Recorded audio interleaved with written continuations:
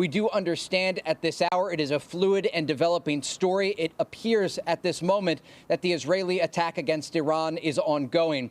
I spoke this evening with a senior official who gave us some context into the days leading up to this highly anticipated Israeli strike against Iranian territory. This strike, according to this senior official, was meant to send a message of deterrence to the Iranian regime, and there was communication with the Americans beforehand as the region waits to see what will come next. But again, the latest information that we have, multiple explosions have been reported in and around the Iranian capital of Tehran, as well as in the northern part of Iran. We don't know the exact targets, but I am told that some of the targets were taken off the list following American pressure. There have been a lot of conversations taking place with top Israeli leadership here in Tel Aviv and in Jerusalem, talking with their counterparts in Washington to determine how to deter the Iranians but not drag the region into a broader war.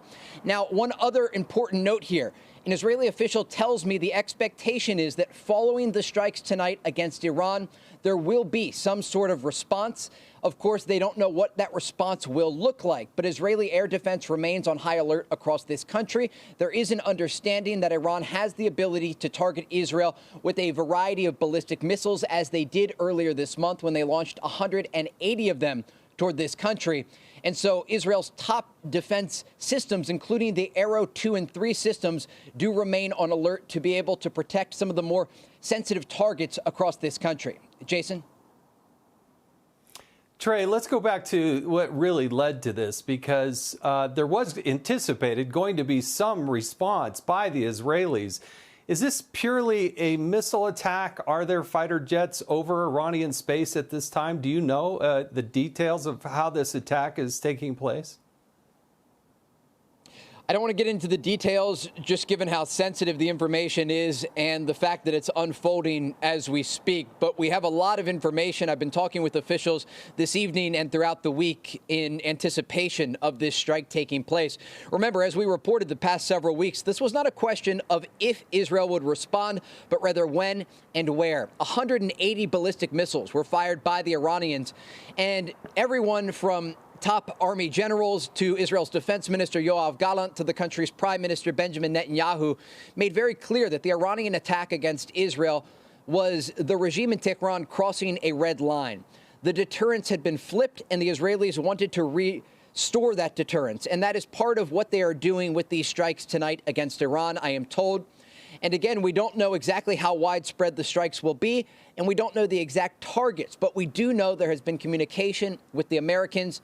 Of course, there was the story of this leak earlier in the week, and a real concern that the American leak could have damaged the Israeli preparations. I'm told that that did not affect the Israeli timeline to ultimately strike Iran, but it is, of course, of concern to Israeli officials as they continue to communicate with their American counterparts about the escalating tension across the region. Jason? Trey, to what degree is the United States of America partnering with Israel on this attack? Is it a support mechanism? Are there U.S. assets being deployed? Is there technology? Do we have any idea of what the U.S. involvement might be in this attack that's going on right now tonight?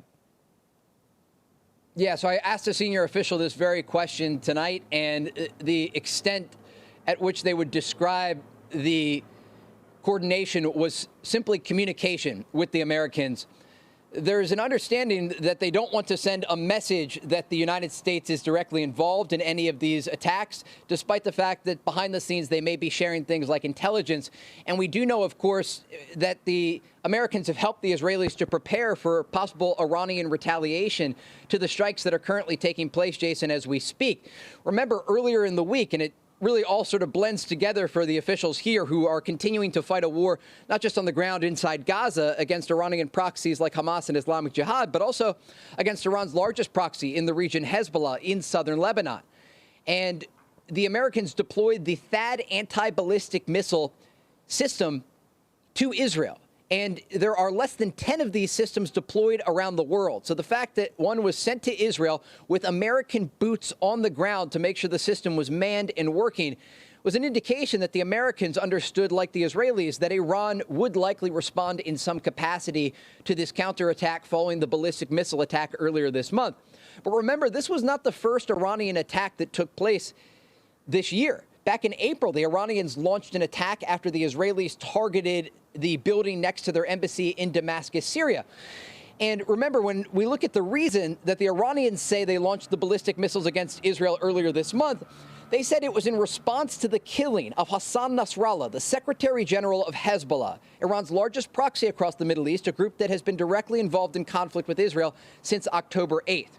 We know that the Iranians say it was not just in response to the death of Nasrallah, the strike that took place in the Lebanese capital of Beirut, but also the explosion that killed the leader of Hamas, Ismail Haniyeh, in Tehran over the summer.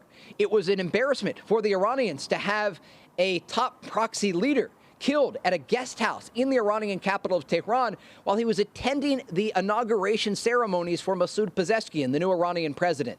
And so this was a joint response from the Iranians earlier this month, and that 180 ballistic missile attack that soared through the skies of this country. We were in the northern city of Haifa when that attack took place, and you could see some of these missiles coming in over Syria, and some of them, actually, we understand more than half of them hit Israel. They were not intercepted, and you saw the craters across this country near to military bases and actually targeting military bases where Israeli jets take off from. And the Israelis saw this as, again, crossing a red line for the Iranian regime. And so that is why we had been told in the briefings and the conversations that we've been having with top officials here in Tel Aviv that this was not a question of if Israel would respond, but rather when and where. And as we understand tonight, Israel is striking Iran. Multiple explosions have been reported in and around the Iranian capital of Tehran, as well as further north. And we do not know at this hour what exactly is being targeted, but Iranian state media is also confirming that these explosions have taken place. Again, an indication Israel has started their attack against Iran.